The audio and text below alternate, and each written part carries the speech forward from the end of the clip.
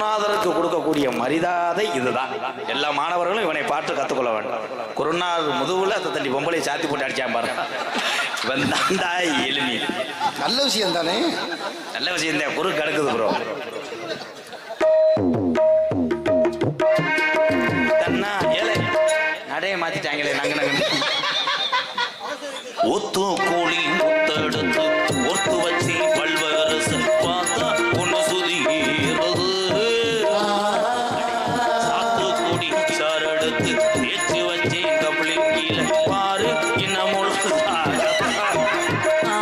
பட்டமானோ அந்தி போலதாகத்தான்.